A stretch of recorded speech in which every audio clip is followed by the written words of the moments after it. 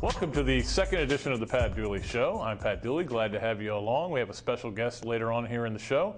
Obviously, the first weekend went very well for the Florida Gators. Great crowd. In fact, you guys surprised me a little bit how loud you were for an opening day. A lot of people have asked me if that was the worst team that's ever come in here, and I will say no, it's not the worst. They have had some high school games on Florida field, so it wasn't the worst, but it wasn't a good team. I thought they were pretty well coached until the end of the first half, and the clock management was just awful. I don't know what they were thinking there. The weirdest thing was Ahmad Black not starting. Last year's leading interceptor, but got beat out, maybe in the doghouse a little bit as well. And Will Hill and Major Wright starting the game. Also, you had some guys suspended, although Urban Meyer said they didn't get themselves ready to play, which is now code for suspended. We know what Norris Jenkins did. What Jermaine Cunningham did, we have no idea. But the Gators got to have a relative healthy. Carl Johnson got nicked up a little bit, but he should be fine. So we're going to come back in just a minute. We're going to talk to our special guest, Drew Copeland from Sister Hazel. I know you know the song. We're going to have him sing it right here on the Pat Dooley Show.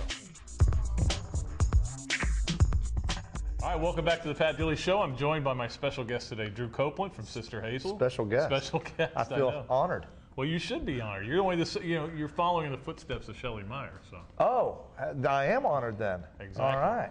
And Drew's like a lot of the Gator fans that jumped on the bandwagon late and with all the championships. What? Come on, man. I was there for '79. I was there before '79. Did you go to any games in '79? Absolutely.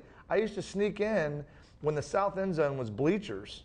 I used to me and my brother would pull the fence up, and we would sneak in and get in line and sell Cokes or programs so that we could stay at the game. So yes. Now, when you guys tour and you're at a place like Columbia or Tuscaloosa, I mean, do you give the fans a hard time or do you lay low? You lay low. But I will tell you this. I don't care where you are. There is Go Gators in every crowd. I mean, somebody's doing a Gator chomp. And occasionally, if things are going a certain way during a football season, I'll let a couple of remarks slide because they'll forgive me. Once we play All For You, it's like all is forgiven. so yeah, I'll let things slide. It's no secret that we are University of Florida grads. I don't bring the Gator guitar on tour, obviously. I like that guitar. I know, I do too, but I don't bring that out to like Athens. Certainly, these guys are unbelievable in concert. If you haven't had a chance to see them go, you got another chance coming up. Is it a coincidence you're playing the night before the Tennessee game? Absolutely not. In fact, I bother our touring agency constantly about the football season. It never really works out because what would be ideal for us is to play, in Athens or in Knoxville or one of those cities the night before a game. Right. But then we got to play the Saturday night too, so it wouldn't work out for me anyway. I'd have to leave. And if we book the shows for that night, you run the risk of it being a night game, and so we've never done that. So, but the Tennessee You've missed game, a few that way, haven't you? Oh man, it kills me. And I can tell you, there's been many a time when I'm sitting on the tour bus watching the game on satellite that I go, I'm not going on till this is in the bag, And so it's almost Sister Hazel out there right now. It's wait till Drew will be out in a minute. Yeah, exactly. Florida's on the 4. But this was no mistake. It worked out really well, and the Performing Arts the Performing Arts Center. All the people there have always been so kind to us, and we're excited to come back there. And the show's almost sold out, and this time we are lucky enough. We're staying around. We're going to be at the game. You're going to the game. We're all going to the game. We bought. The band bought tickets for the crew and everybody, and I think even some of our management's coming down, and so we're gonna go to the game. Now wait a minute, you're tight with Urban. Doesn't he owe you some tickets? No, you know what? I guarantee you, if I asked him, he would get me tickets, and so would Jeremy and all that. I really don't like to ask if I don't absolutely need to. Unlike me with you, right? No, but you know what? You don't unless you absolutely need to too. So it's a cool thing, and I only wish that some of those guys could come out that Friday night, but you know what it's like the night before a game for a lot of those people. Absolutely. Now let me ask you this: how did the relationship with Urban begin? Was it just he heard you guys, or you just wandered in and knocked on his door? I wandered in and knocked on the door and said, "Hey, man, welcome to Gainesville, and here's who we are, and here's what we're about." And I think the funny part is, I think he was like, "Oh, thanks. Put this over here," like hands it to an assistant. Well, in the early days, that's the way it was with everybody. Yeah, but he got into the music and liked it, and we stayed in touch, and we crossed paths at a few different functions along with Billy Donovan. We struck up a friendship, and Billy's great. I stopped by and saw Billy just last week and he may be coming out to the show. And Urban came down and saw a show at the House of Blues in Orlando. It's really cool having that relationship because, like I said, growing up in Gainesville, going to games since I can remember. And, I mean, back when Pin Pan Alley was there and, all that stuff. Huge Gator fans. Ken and I both, grew up. We bleed orange and blue. And so it's nice to have that. And all the success that we've grown into, it's awesome. And people ask us sometimes on the Sister Hazel website, we'll get questions like, Spurrier or Meyer.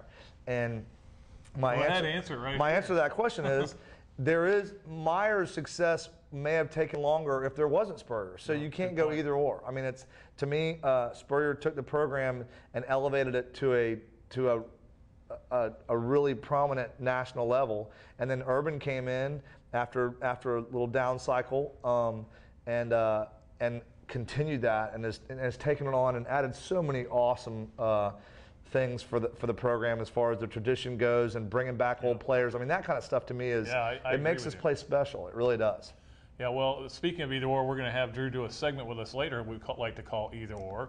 You're going to have to answer some real football questions then. All right. But I don't know how many of you read the column I did this summer about Drew and Urban, and how Urban's gotten very comfortable with his setting in Gainesville. And now his quote is on the cover of your album. I'm excited about that. CD, I'm sorry. I'm still old school. Well, after reading it and having so many comments, I went and checked the iTunes download history over those few weeks, and it went from very small numbers to a large spike. And my management company goes, "Okay, time to capitalize." And so they redid the sticker with Urban's quote on there, and I appreciate it. You're a good man. Well, Free tickets. I was right. What do you need? Do you need some tickets? I need 6. I was dealing with 2 of my favorite people, Urban Meyer and Drew Copeland.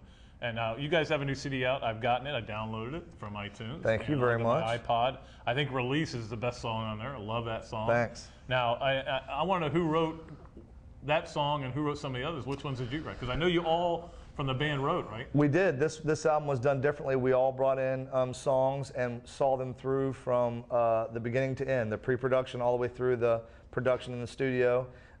It was designed that way. It's the same way we did the Holiday record. Right. And it made it a really stress-free venture. It was a lot of fun to go in and do it that way because there was no stress about, well, are you going to like this? Or are you going to make this? It was like, hey, man, you're the captain. Make that song what you want it. It was a lot of fun. Ryan wrote Release. Did he? Ryan wrote the breakup songs. And so he wrote Release and Take a Bow. Take a Bow. And Fade. I wrote Run for the Hills, I Believe in You, and One Life. So those are the songs I wrote. I Believe in You, another great song. Thanks. It is a really good, I think it's one of their best albums yet. He is going to play something, however, from his solo album. If you haven't received it, bought it, downloaded it, you can do that. It's very good. I've lent it to friends, but always have to get it back. And they've gone out and bought it afterwards.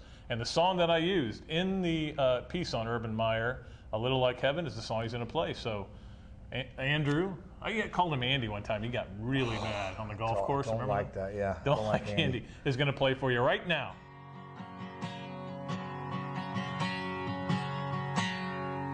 Well, it was out on Payne's Prairie where I got my first kiss. There's a schoolyard where we would play as kids. We pulled arrowheads out of Hometown Creek.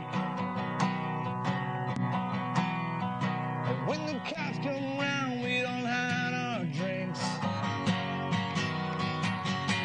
Yeah, where I come from, well, it's a little like heaven, and I can't stay gone too long.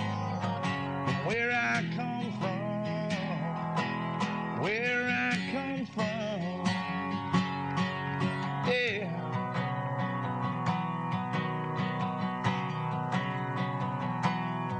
Well, we could water ski out of Melrose Bay,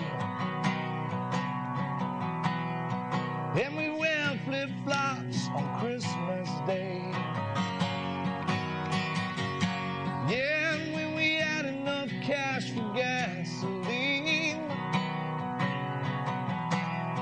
well, we'd all skip school and go to Crescent Beach. Yeah, where I come from, well,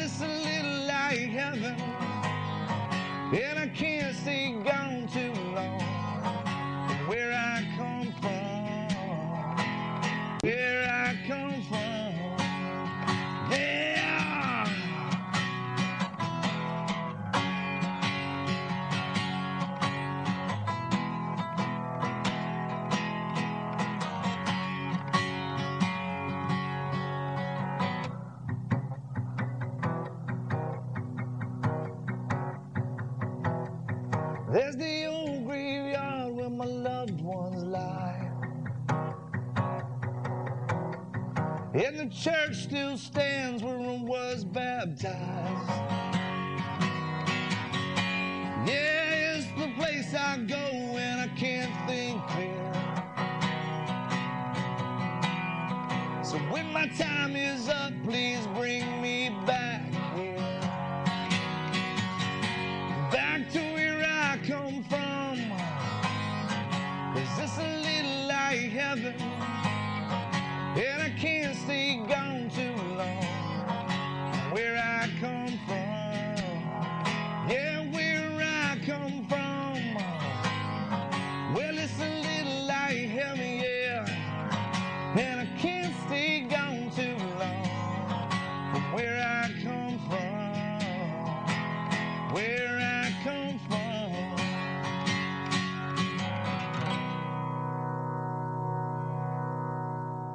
Okay, it's time for the weekly list. You know I like to rank things, so I'm ranking them again. Now, the UAA, which we call the firm, and I do not get along on the subject of the Ring of Honor. And it was my idea. They won't admit it. But 3 years before they decided to do it, I wrote a column how they ought to have a Ring of Honor, and here's the first 4 people that should go in, which happened to be the first 4 that went in. I still think they should open it up. I think they've written way too restrictive a criteria, which was only to let those 4 in, and then Wilbur Marshall when he threw a fit when he didn't get in. So with that in mind, I have the next 5 who should go in. Number 5, Mr. Two-Bits. Come on, man. He's meant more to Florida football than just about anybody. When you think about it, Florida football has been Mr. Two-Bits. George Edmondson Jr., he's retired now. Put him up on that wall. You need him on that wall. Number 4, how about Chris Collinsworth? Good buddy of mine. A lot of these guys are in the, don't forget, Emmitt Smith's in the Ring of Honor because of what he did in the NFL. Well, Chris Collinsworth should be in the Ring of Honor because of what he's done in NFL broadcasting. He's a great ambassador for the University of Florida, and I think he's worthy of being in. Number 3, Carlos Alvarez. I think Carlos Alvarez deserves to be in there, not only for what he did as a sophomore with the Super Softs, but for what he's done since then. He's a great ambassador for the University of Florida. Number 2, this one will surprise you, John J. Tigert. John J. Tigert. He built the stadium. Put him up on the wall. Come on, he built the stadium. Also started the SEC and grant and aid scholarships. So you got to put him up there. And number 1, Lomas Brown. Best offensive lineman in Florida history. He can't get in because he doesn't have all these criteria. Put him on the wall. Those are my 5. All right, it's time for our weekly installment of Either Or, and Drew's been nice enough to put his shoes back on and come over here and talk to me. Very nice of you to do that. Hope you enjoyed the song. It's one of my favorites. Either Or is a segment we play here, as you can see right here, black and white. I like it. And the first question, Either Or, which team are you buying as being back, Notre Dame or Tennessee? Although I'm not sure that Notre Dame can beat Michigan, I'm going to say it's Notre Dame. I think that they probably have a little more talent and may do a little better this year. And it's going to come across as them being back more this year because of their schedule anyway. So I'll say Notre Dame. Yeah, and that's the other thing. Tennessee still got obviously all their tough games ahead of them. Nevada was a game I thought they might be able to give them trouble. So I think Notre Dame. I agree with you on that. I think they're closer to back. But the Notre Dame-Michigan loser is going to be in trouble this week. I agree with that as well. All right. Which coach would you least like to be this week, Al Groh or Chip Kelly?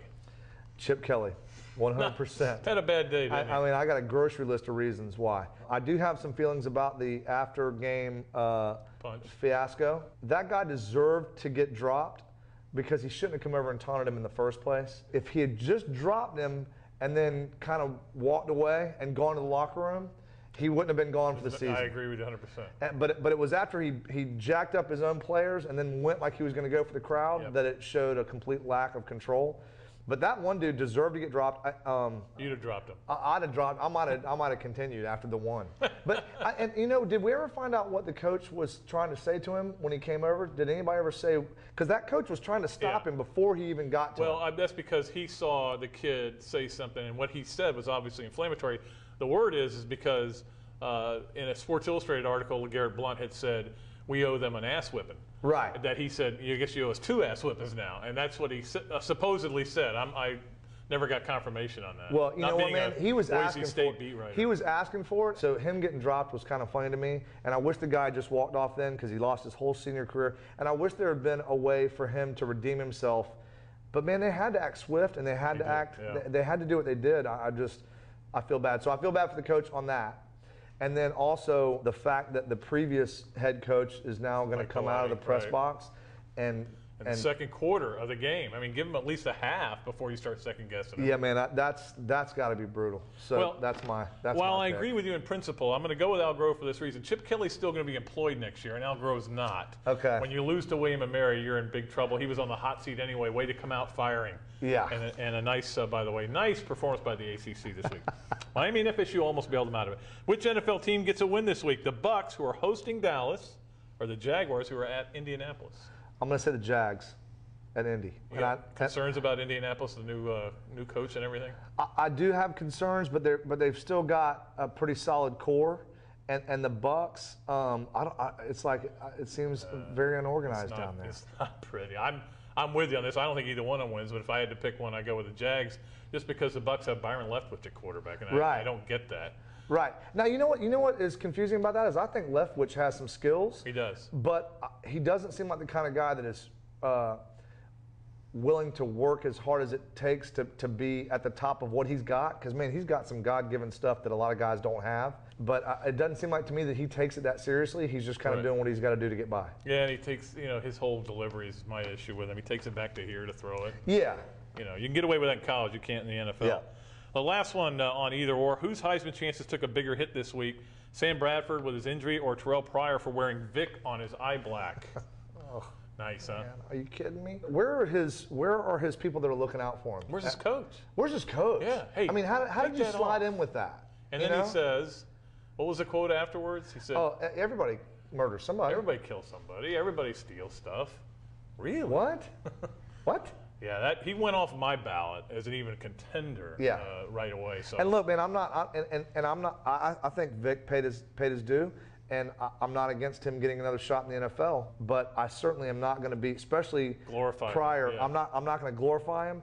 And Pryor, being in the position he's in now, he's not just a high school kid anymore. He is a role model for people now, and you can't go send that message, So I'm going to say that I'm going to throw Pryor off your list. Yeah, do you have a vote, by the way, this year? I still haven't gotten my ballot, but maybe I'll just let you use mine. Okay, thanks. Maybe I'll get Spurrier. See if Spurrier will let me take his. He's got one. Timmy's got one. You can get one from Timmy. That's going to do it for either or, and it's going to do it for another Pat Dooley Show. I want to thank my special guest, Drew Copeland, for coming in. I appreciate him. Next week's musical guest will be Paul McCartney. Stepping down, huh? Yeah, well, he's not coming in here. Hey, let's go see what's in Dr. Football's email bag. Before I go, I want to thank everybody for making last week's show a huge success around here. Over 40,000 hits, and I appreciate it. Also, you can follow me now, Pat Dooley, twitter.com/Pat_Dooley, if you want to see what I'm saying. But let's see right now what's in Dr. Football's email bag. Michelle Cierney wants to know, Pat, what do you think of the new scoreboards? Well, it's scoreboard for us because the north end zone we can't see from the press box. It's kind of weird. We're over there in the corner, and you can't see the north, but you can see the south. I thought that was spectacular. Hey, for $5.7 million, it should be, but it really looked good. I thought the stadium looks right now as good as it's ever looked, better than it's ever looked, and probably is better than any stadium I go to all year. That's going to do it for the second Pat Dooley Show. I want to thank Drew Copeland, my special guest. What a great job he did. And if you want to send questions to Dr. Football, you know how to do it. DooleyP@GainesvilleSun.com. Until next time, Pat Dooley of the Gainesville Sun saying so long from the Sunshine State.